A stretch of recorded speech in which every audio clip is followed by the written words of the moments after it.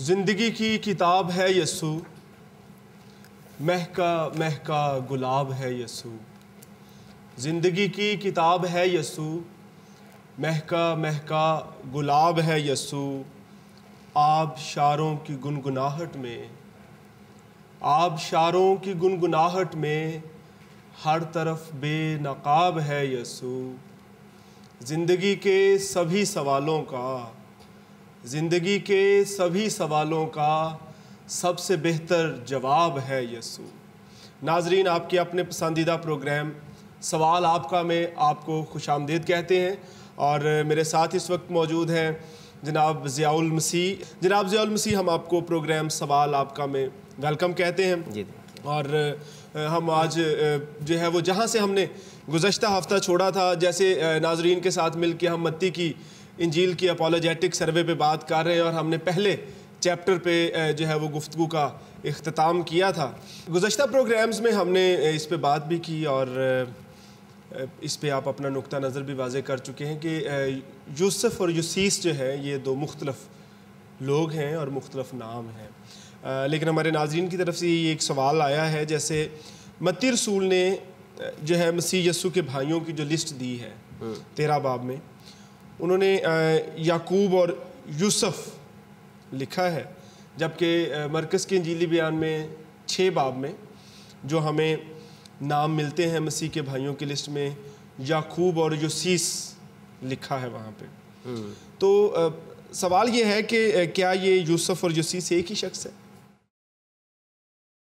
جی doctor Shahzad حسن صاحب، میں آپ کا بہت شکر گزار ہوں کہ آپ نے پھر سے مدعو کیا ہے، اور میں دعاگو ہوں کہ متی کی انجیل کا یہ اپولوجیٹک سروے خدا ہمیں توفیق بخشے کہ ہم اس کو متی کے پورے 28 چیپٹرز کو کمپلیٹ کرنے کے قابل ہوں، تاکہ یہ جو ساری سیریز ہے یہ بائبل سٹوڈنٹس کے لیے اور مسیحیوں کے لیے اور غیر مسیحیوں کے لیے بائبل کو اور خاص طور پر متی کی انجیل کو سمجھنے میں مددگار ثابت ہو۔ تو بات ہماری چل رہی تھی، میں نے آپ کو بتایا تھا کہ یہ بتایا کہ ہم نے پہلے یہ دیکھا کہ مقدسہ مریم اور مقدس یوسف بطور میاں بیوی اکٹھے رہے، اور پھر ہم نے یہ بھی دیکھا کہ وہ اکٹھے رہے اور ان کے بچے بھی پیدا ہوئے، بایولوجیکل ان کے جو سن تھے اور ڈاٹرز تھیں وہ ہم نے دیکھیں، اور پھر ہم نے یہ بھی دیکھا کہ آپ نے ابھی بتایا کہ متی کی جو لسٹ ہے جی بالکل، اس میں جب وہ بھائیوں کے نام لکھتے ہیں تو وہ لکھتے ہیں یعقوب اور یوسف، جی، اور وہی بات سیم وہی بات جب مرکز لکھتا ہے 6 باب میں اپنے 6 باب میں، تو وہ لکھتا ہے اسی لسٹ کو کہ یعقوب اور یوسیس۔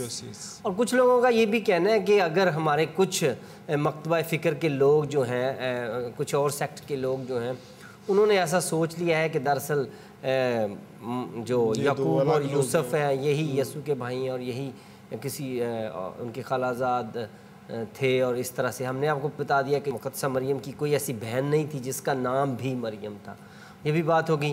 لیکن یہاں پر اگر آپ یہی پوچھنا چاہتے ہیں تو میں آپ کو بتاؤں کہ یہاں انجیل مقدس میں اور متی کی انجیل میں کوئی یسوع کے بھائیوں کو باقاعدہ بطور لسٹ کے بیان نہیں کیا گیا کہ وہ انہوں نے لکھا آئیں ہم یسوع کے بھائیوں کے ناموں کی ترتیب سے لکھیں، یا اس طرح نہیں ہے۔ یہ انہوں نے چلتے چلتے بتایا کہ لوگ جب اسے دیکھا لوگوں نے، اور جب یسوع اپنے وطن میں اپنے گھر واپس آیا، اپنے علاقے میں واپس آیا، ہاں، تو لوگوں کا کیا مطلب رد عمل کیا تھا، تو اس وقت لوگ کہنے لگے کہ یار یہ یعقوب اور وہ یوسف اور یہودا اور شمعون، کیا یہ ان کا بھائی نہیں ہے؟ یہ تو وہ اسی مریم اور اسی یوسف کا بیٹا، اور یہ بڑھئی کا کام کرتے ہیں۔ وہ اس طرح کی باتیں کر رہے تھے، یعنی چلتے چلتے بات ہوئی ہے، کوئی باقاعدہ لسٹ نہیں ہے۔ لیکن متی نے یسوع کے ایک بھائی یوسف کا ذکر کیا ہے، جبکہ ہم نے یونانی متن کے مطابق ہم نے دیکھا کہ یوسف اور یوسیس 2 علیحدہ نام ہیں۔ یوسف کا جو دیا گیا ہے اس کو میں نے آپ کو دکھایا تھا کہ اس کے لیے G2501 ہے، جبکہ لیے یوسیس کے لیے 2500۔ تو یہ اسٹرانگ لائٹ ڈکشنری میں بھی ہم نے دیکھ لیا تھا کہ یہ دونوں فرق ہیں۔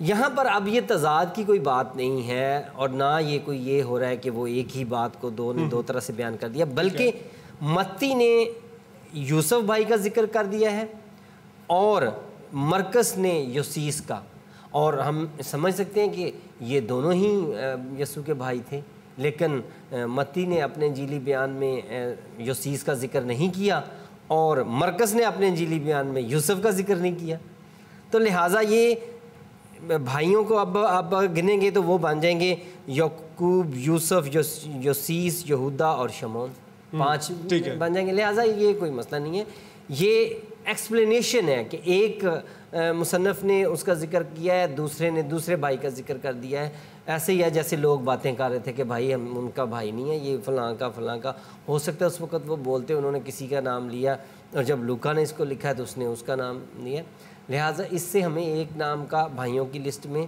اضافہ ہوتا ہے، کمی نہیں ہوتی۔ لیکن قاری کے لیے کنفیوژن ہو رہی تھی جسے آپ نے دور کی ہے۔ جی ناظرین، چلتے ہیں دوسرے باب کی طرف متی کی انجیل میں سے، اور آئیے پہلے آیت سے ہی دیکھتے ہیں۔ جب یسوع ہیرودیس بادشاہ کے زمانہ میں یہودیہ کے بیت لحم میں پیدا ہوا تو دیکھو کئی مجوسی پورب سے یروشلم میں یہ کہتے ہوئے آئے کہ یہودیوں کا بادشاہ جو پیدا ہوا ہے وہ کہاں ہے، کیونکہ پورب میں اس کا ستارہ دیکھ کر ہم اسے سجدہ کرنے آئے ہیں۔ زیادہ پہلی آیت سے تک ہم محدود رہیں گے ابتدائی سوالات میں۔ تو جب یسوع ہیرودیس بادشاہ کے زمانہ میں یہودیہ کے بیت لحم میں پیدا ہوا، متی رسول نے تو ہیرودیس کو باقاعدہ بادشاہ کے طور پہ پیش کیا ہے، لیکن تاریخی حقائق کے مطابق ہیرودیس بادشاہ نہیں تھا، بلکہ یہ تو یہودیہ صوبہ جو تھا اس کے گورنر کا نام ہے۔ یہ گورنر تھا، وہاں پہ بطور گورنر اپنی خدمات انجام دے رہا تھا، جبکہ متی رسول نے اس کو بادشاہ کے طور پہ پیش کیا۔ جی آپ کا سوال پہنچا ہے مجھ تک، ٹھیک ہے۔ آپ نے کہا کہ کیا ہیرودیس حقیقت میں بادشاہ تھا، کیونکہ جو اس وقت روم کی سلطنت کا جو بادشاہ تھا وہ تو کیسر اگسطس تھا، جی، اور جو رومی ان کا یہودیہ کے علاقے کا جو گورنر تھا، انچارج تھا، وہ ہیرودیس تھا۔ لیکن ہیرودیس کا جو باپ تھا وہ اس کا نام بتایا جاتا ہے کہ وہ انت پر اس کا نام تھا اور وہ ادومی نسل سے تھا، اور اس نے جب رومی فتوحات کے بعد یہودیہ میں اس کا بڑا اثر رسوخ قائم ہو گیا تھا، اور کیسر یولیس سیزر نے اسے یہودیہ کا حاکم مقرر کر دیا تھا۔ جب انتپر کو یہودیہ کا حاکم مقرر کر دیا گیا تو اس نے اپنے بیٹے ہیرودیس کو گلیل کا فوجی سردار مقرر کر دیا، ٹھیک ہے، اور پھر ہیرودیس نے بڑے جوش کے ساتھ اس علاقے میں تمام جو لوٹ مار چل رہی تھی اس کو ختم کیا اور کافی اپنا امن و امان قائم کرنے کی کیا، اور اس نے کافی محنت کی۔ تو اس وقت بتایا جاتا ہے کہ یہ 40 سے 37 قبل مسیح میں اس کو رومی سینٹ نے اور اگسطس کی صلاح کے مطابق ہیرودیس کو بادشاہ، یہودی بادشاہ کا ٹائٹل دیا تھا، لقب دیا تھا، کیونکہ یہ بالکل ایک کٹ پتلی گورنر کی طرح تھا کہ جو کیسر اگسطس تھی، رومی حکومت تھی، وہ چاہتی تھی کہ یہودیوں پر کوئی ایسا بندہ لایا جائے جو انہیں یہ بتایا جائے کہ یہ تم میں سے ہی ہے، ٹھیک ہے، یہ تم میں سے ہی ہے اور تمہارا ہی بادشاہ ہے۔ حالانکہ یہودی آپ کو میں نے بتایا کہ بڑے ریجڈ تھے، وہ نسب نامے کے مطابق کہتے تھے کہ یہ اصل میں تو ہے نہیں ہمارا، کیونکہ اس کا باپ ادومی نسل سے تھا اور ماں یہودی تھی، تو لہٰذا ہم اسے نہیں قبول کرتے، لیکن وہ چاہتے تھے، اور اسی وجہ سے یہ بھی بتایا جاتا ہے، بعض کتابوں میں یہ بھی آیا کہ ہیرودیس عیساؤ کی نسل سے تھا، اور اسی لیے یہ یہودیوں سے کچھ دشمنی کے جذبات بھی رکھتا تھا۔ لیکن اب وہ اس کو ایک کٹ پتلی گورنر بنا کر یہودیوں کے پاس لائے تھے، اور اس کو ٹائٹل بھی انہوں نے دلوا دیا کہ دیکھیں جی یہ یہودیوں کا بادشاہ ہے، اور پھر اس نے آ کر اپنے لقب کو پورا کرنے کے لیے انہوں نے بڑی تعمیرات کروائی ہیرودیس بادشاہ نے، انہوں نے ہیکل بھی بنوائی، ہیکل کی تعمیر نو کروائی، اور اس کے بارے میں جو تاریخ دان ہیں وہ بتاتے ہیں، قاموس الکتاب کو ہی اگر آپ پڑھ لیں تو اس میں کافی تفصیل لکھی ہے کہ اس نے ہیکل کی تعمیر کروائی، اور ہیکل کی تعمیر پہ بہت سے روپیہ خرچ کیا. مقصد تو یہودیوں کا دل جیتنا تھا نا, کسی طرح سے اور پھر جب اس طرح کے کام بھی کرتا تھا تو پھر رومی حکومت جو تھی وہ لوگوں کو یہ باور کرانے کی کوشش کرتی تھی کہ یہ آپ لوگوں کا ہی بادشاہ ہے, یہ آپ لوگوں میں سے ہی ہے, آپ لوگوں میں سے ہے, اور اس سے کام اپنی مرضی کے لیتے تھے. آپ کو پتا ہے آج کل اس کو کہتے ہیں کٹ پتلی بادشاہ یا کٹ پتلی اور پرپس کے پوائنٹ آف ویو سے. لہٰذا یہ اس کا ٹائٹل تھا. اگر متی یہ لکھ رہا ہے تو اس وقت جو عام فہم بات لوگ سمجھتے تھے وہ لوگ اسے یہودی بادشاہ کے نام پر جانتے تھے کیونکہ جسے یہ ٹائٹل دیا گیا تھا, تو اس نے وہی نام یوز کیا. وہ بھی آپ کو کوئی اس کی تاریخ نہیں بتا رہا. یہ گورنر تھا کہ بادشاہ تھا ہیرودیس بادشاہ کے زمانے میں یہودیہ کا. ٹھیک ہے. اچھا, اس میں دوسرا ایک پہلو جو ہم دیکھ رہے ہیں کہ ہیرودیس بادشاہ کے زمانے میں یہودیہ کے بیت لحم میں پیدا ہوا. متی رسول نے جو ہے وہ یہودیہ کا بیت لحم کا لفظ استعمال کیا ہے, اور آگے جا کے اس نے جو ہے وہ 5 آیت میں جو ہے وہ ایک اس کو کوٹ بھی کیا 5 اور 6 آیت میں.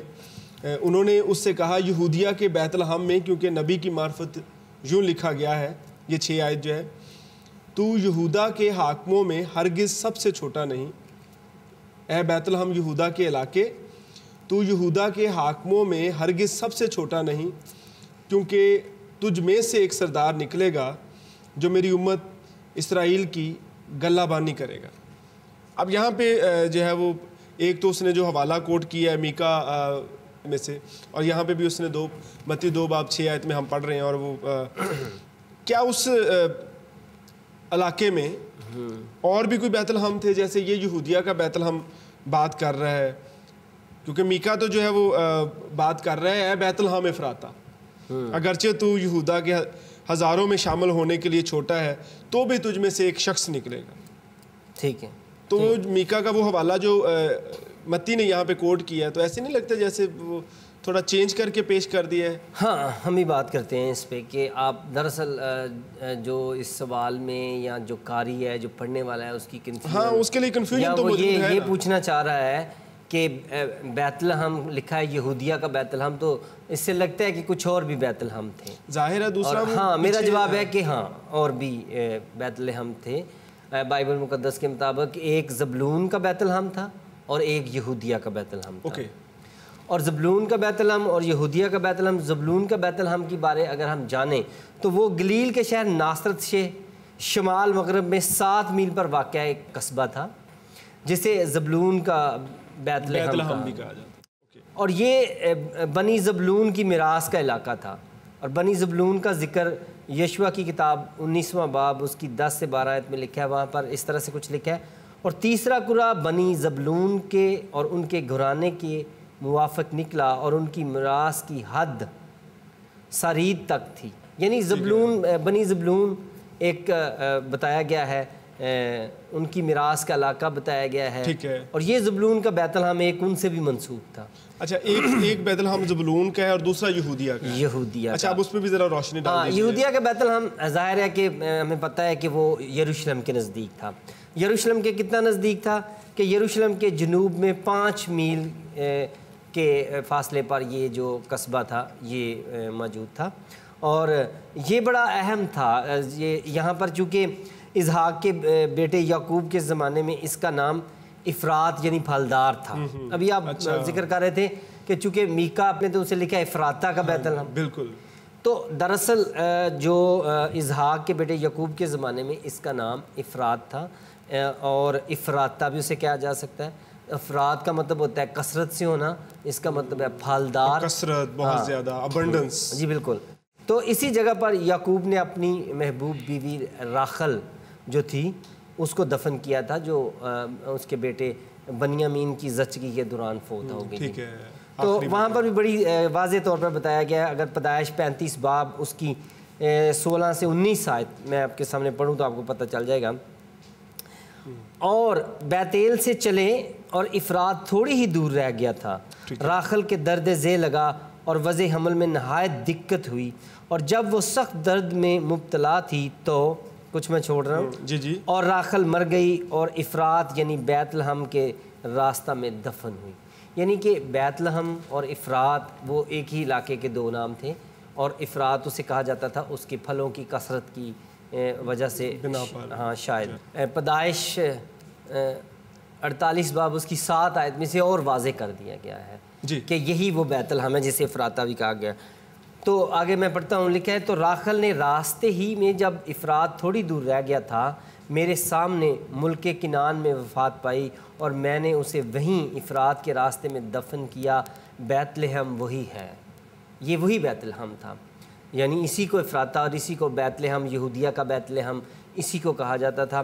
اور میں آپ کو بتاؤں کہ یہ بہت اہم علاقہ تھا کیونکہ اس کے ساتھ بنی اسرائیل کے جو خدا کے برگزیدہ لوگ تھے، بادشاہت کے لیے چنے گئے لوگ تھے، سب تقریباً یہیں پر علاقے میں تھے۔ اور داؤد کے بارے میں، داؤد بادشاہ اسی بیت لحم میں کی چراگاہوں میں اپنے باپ یسی کی بھیڑ بکریاں چرایا کرتا تھا۔ ہاں جی بالکل، اور اسی جگہ سیمول نبی نے داؤد کو مسح بھی کیا تھا۔ میں آپ کو بتاؤں، پہلا سیمول 17 باب ہم پڑھ ہی لیتے ہیں تھوڑا سا جی پلیز، وہ 12 سے 16 آیت پڑھیں گے۔ داؤد بیت لحم یہودا کے اس افراطی مرد کا بیٹا تھا، دیکھیں سارا ٹھیک ہے ایڈریس ساتھ آ گیا ہے کہ داؤد بیت لحم یہودیہ کے اس افراطی مرد کا بیٹا تھا جس کا نام یسی تھا۔ آگے کچھ چھوڑتے ہیں آیت کو، اور آگے جا کے لکھا ہے اور داؤد بیت لحم میں اپنے باپ کی بھیڑ بکریاں چرانے کو ساؤل کے پاس آیا جایا کرتا تھا۔ اسی جگہ داؤد، اور میں آپ کو بتاؤں یہ چرواہے بھی اسی جگہ بھیڑ بکریاں چرا رہے تھے جب، اور یہ جو چراگاہ تھی یہ بھی بڑی تاریخی تھی جہاں پر وہ چرا رہے تھے۔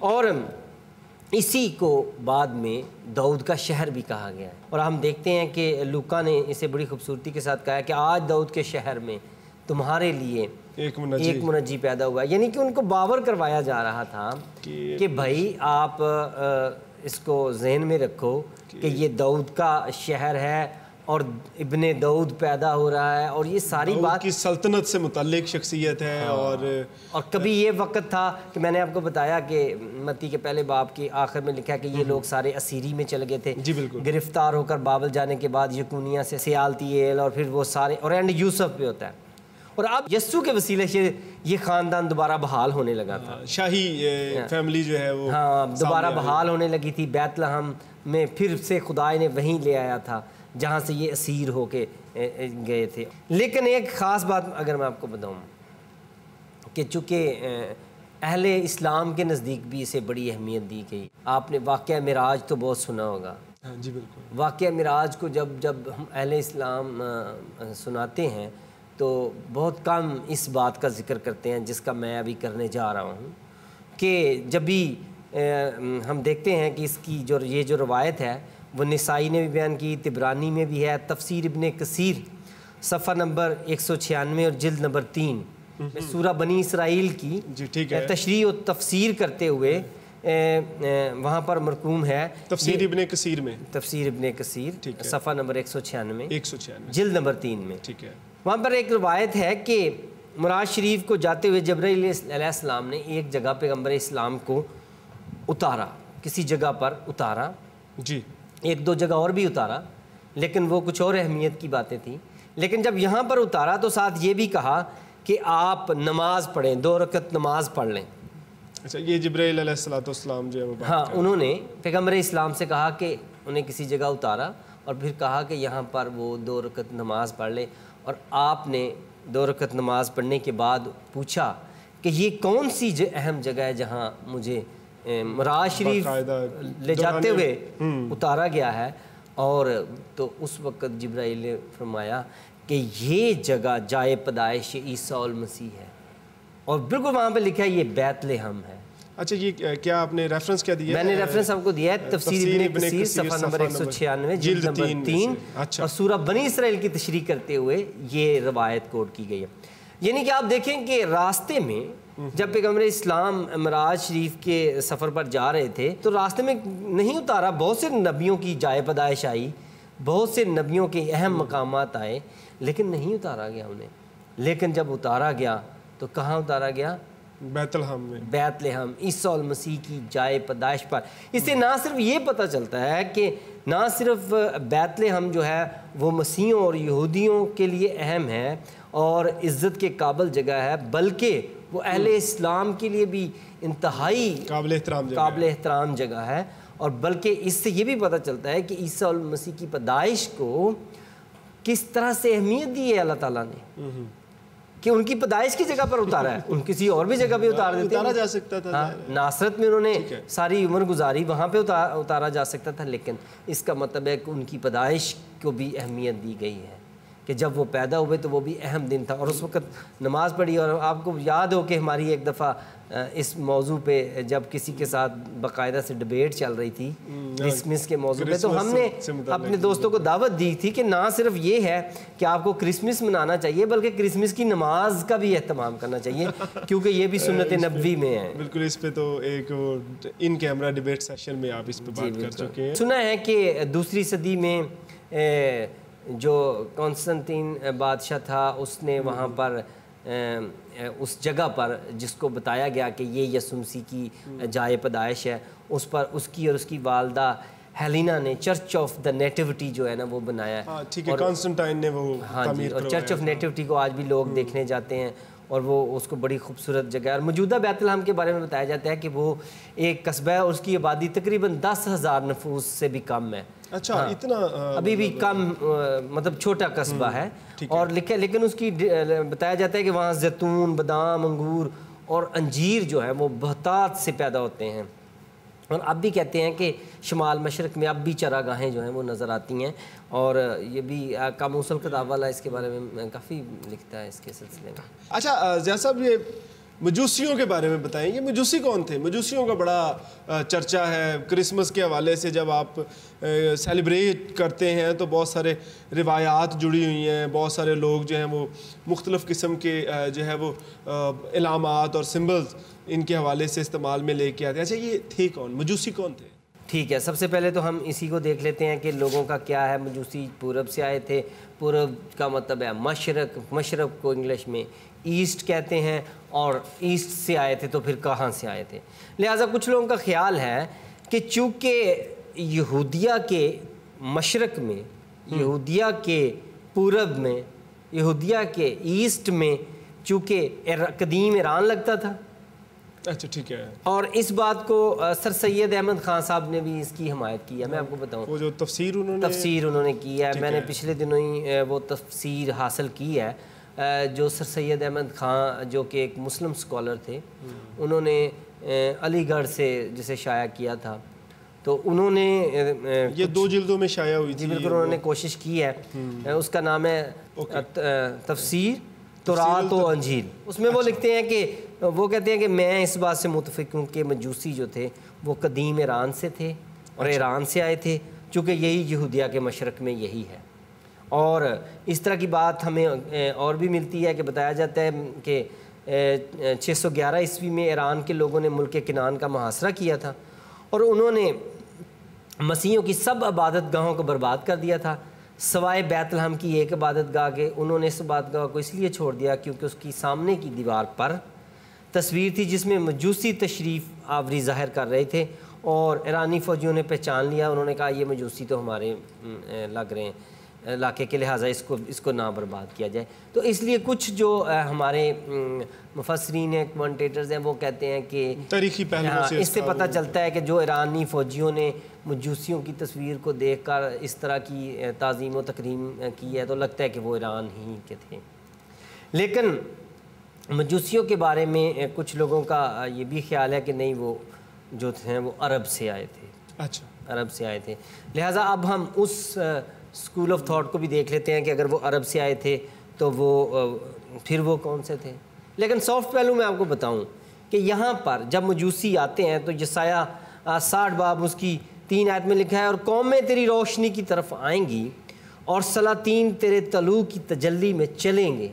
ٹھیک ہے، یعنی کہ یسوع کی پیدائش سے ہی غیر اقوام کے لیے دعوت عام کر دی گئی تھی، اور خدا نے اس بات کو باور کروانا شروع کر دیا تھا کہ یہودیوں نے یہ جو طبقاتی جو کشمکش کا ایک سچویشن پیدا کی ہوئی ہے کہ یہ ہمارا خدا ہے کسی اور کا نہیں، ہم غیر اقوام کو نہیں آنے دیں گے، اور غیر اقوام کے احاطے کو انہوں نے بزنس کے لیے کرائے پر چڑھا دیا ہوا تھا. ہماری پچھلے پروگراموں میں بھی بات اس پہ کافی تفصیلاً بات. تو دیکھیں مجوسیوں سے بھی یہ بات اسی باب دوسرے ہی باب میں ہمیں پتہ چل رہی ہے کہ خدا نے غیر قوموں کو بھی ویلکم کہا. قومیں تیری طرف آئیں. دوسرے لفظوں میں آپ کہہ رہے ہیں کہ اس پیش گوئی سے غیر اقوام کے لیے خدا نے اپنی محبت کا جو ہے وہ دروازہ کھولا اور ان پہ باور کیا کہ اور انہیں بھی کسی طور خدا نے ان تک بھی اس بات کو پہنچایا کہ وہ پہنچیں اور وہ آ رہے ہیں.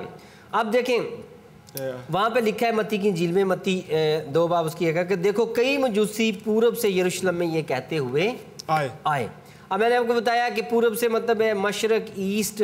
اور مشرق کے بارے میں اگر ہمیں بائبل میں بغور مطالعہ کریں تو کوئی بات ملتی ہے تو وہ یہ ملتی ہے پیدائش 25 باب 5 سے 6 آیت میں کہ ابراہیم نے اپنی حرموں اور ان کی اولاد کو، خصوصاً اپنی تیسری بیوی کتورہ اور اس کی اولاد کو بہت کچھ دے کر اپنے بیٹے اسحاق سے دور کرنے کی غرض سے مشرق کے ملک میں بھیج دیا اور اپنا سب کچھ اسحاق کو دیا. یہ لکھا ہے پیدائش 25 باب اس کی 5 سے 6 آیت میں. یعنی کہ ہمیں پتہ چلتا ہے کہ کیا ہوا کہ یہاں پر ہمیں کیا ابراہیم نے اسحاق کو اہمیت دینے کے لیے کہ وہ چونکہ گدی نشین تھا، وہ جو تھا وہ چنا ہوا تھا اور اس کو اس کی اولاد میں نبوت اور پیغمبری اور کتاب آنے والی تھی، لہٰذا خدا نے اسے چن لیا اور باقیوں کو اپنی جائیداد میں سے حصہ دے کر اپنے بچوں کو فارغ کر دیا. تو اس میں جو کتورہ کی اولاد تھی اس کے بارے میں لکھا ہے کہ اسے مشرق میں بھیج دیا تھا، اسے مشرق میں بھیج دیا تھا. اب اس سے کچھ کمنٹیٹرز بات کو مشرق کی طرف لے کے جاتے ہیں، عرب والی سائڈ کہ لگتا ہے کہ یہ لوگ جو یہودیوں کی تعلیمات میں، ان کے ستاروں میں اور ان کے اتار چڑھاؤ میں دلچسپی لے رہے ہیں، یہ کوئی ایسے ہی لوگ ہو سکتے ہیں جن کا پہلے بھی کوئی ان سے رابطہ تھا. تو لہٰذا وہ اس طرف کو بات لے کے چلتے ہیں اور اس کے لیے کافی دلائل وہ دیتے ہیں. تو اس میں جیسے کہ ہم دیکھتے ہیں کہ یسایہ 45 باب 14 سے 15 آیت میں ہم دیکھتے ہیں کہ لکھا ہے سبا کے قدور لوگ تیرے پاس آئیں گے، وہ تیری پیروی کریں گے اور تیرے حضور سجدہ کریں گے اور کہیں گے یقیناً خدا تجھ میں ہے، آئے اسرائیل کے خدا، آئے نجات دینے والے، یقیناً تو پوشیدہ خدا ہے. تو لہٰذا مشرق میں ہم دیکھ رہے ہیں کہ ابراہیم کی بیوی کتورہ سے پھر یکسان پیدا ہوتا ہے اور یکسان کا جو بڑا بیٹا تھا اس کا نام تھا سبا. اور سبا جو ہے وہ عرب کے جنوبی علاقے کا نام جو ہے اس خطے کو سبا کہتے ہیں، سبا کہتے ہیں. اور یہ جو سبا ہے یہ موجودہ یمن ہے. یقیناً مجوسی آئے، انہوں نے یسوع مسیح کو سجدہ کیا جو کہ پوشیدہ خدا تھا، اور وہ سبا سے آئے تھے اور سبا عرب کا جنوبی علاقہ جو سبا کہلاتا ہے. اچھا، تو اس اعتبار سے آپ کو لگتا ہے کہ یہ عرب والی سائڈ کا یہ عرب کے لوگ تھے. ناظرین جیسا کہ ہم نے بات کی کہ مجوسی کہاں سے آئے تھے، تو اس سلسلے میں ہم نے 2 اسکول آف تھاٹ پہ بات کی. ہم یہیں سے گفتگو کا آغاز کریں گے اگلے ہفتہ میں. ابھی ہمارے پروگرام کا وقت ختم ہوا چاہتا ہے. اپنے سوال ہمیں لکھ بھیجئے اور بات کیجئے، ہم سے فیڈ بیک دیجئے اور ہر وہ سوال بھیج دیجئے جو آپ کے نزدیک سوال ہے، کیونکہ کچھ سوال زندگی بدلتے ہیں. آپ کے اپنے پروگرام سوال آپ کا میں پھر سے ملاقات ہوگی. تب تک کے لیے اجازت.